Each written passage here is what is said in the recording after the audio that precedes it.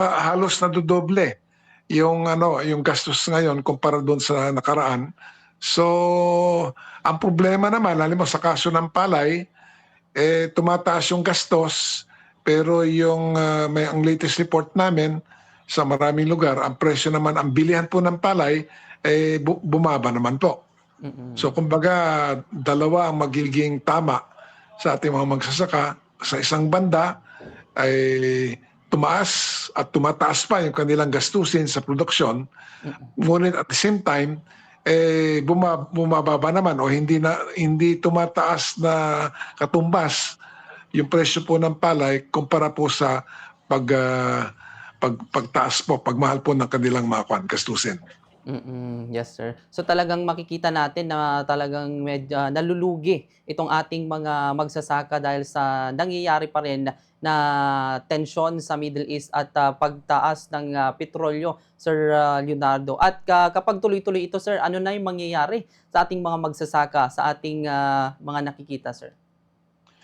Well, sa susunod na taniman, eh, sapagkat baka hindi makayanan ng maraming magsasaka na bumili ng sapat na abono, siyempre apektado yung kanilang magiging ani sa darating po na buwan po ng September hanggang December.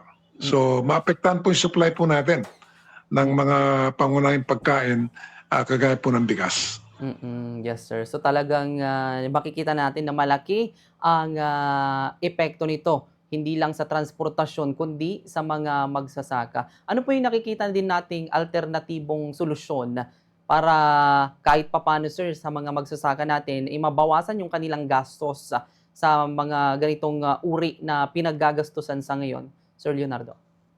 Opo, nabanggit ko na kanina, Bombo Oliver, yung fuel subsidy. Mm. Sana po paramihin pa ang bilang ng mga magsasaka na makikinabang dyan. At palagay ko yung 3 piso bawat magsasaka, kulang po yon. Sana po ay madagdagan po yung amount ng Mm. subsidy. Yung pong fertilizer na subsidy din, ay sana po ay tsakin ng ating gobyerno na kung pwede madagdagan pa yon para ma-offset po yung pagmahal po ng mga inputs. Mm. At maraming may magagamit ang ating mga farmers para magpalakas po ng kanilang produksyon.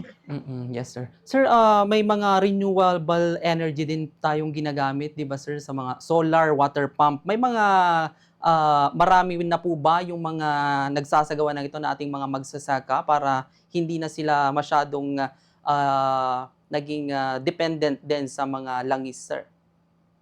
Oo, well, kumpara natin sa let's say mga 3 years ago, malaki-laki na rin ang bilang, marami-rami na rin ang bilang po ng mga lugar na nalagyan po ng tinatawag na solar-powered irrigation systems Mm. sa tulong ng Department of Agriculture, ang National Irrigation Administration, at saka po yung Bureau of Soils and Water Management. Pero still kulang na kulang pa rin, Oliver, kasi napakalaki ang area po natin na Mm. nangangailangan po ng patubig, especially yung solar-powered systems na hindi na po umaasa Mm. sa langis upang sila po ipatakbuhin.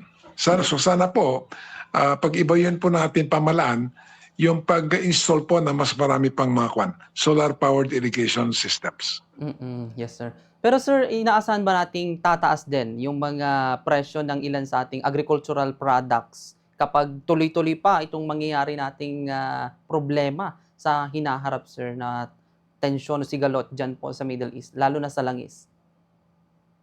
Opo, at saka hindi lang yung ating mga tinatawag na grains kagaya po ng bigas at saka mais. Mm. Siyempre yung mga gulay natin, yung pong mga kahayupan, mga baboy, Mm. baka, sari-sari kasing mga yan agricultural products o commodities yan. Opo. Lahat po sa ating agriculture and food sector, siyempre apektado po sa pagtaas ng presyo po ng mga inputs, at pati na rin po kung baka hindi lang po yung presyo, pati po yung supply mismo ng inputs. Baka mabawasan po yung supply.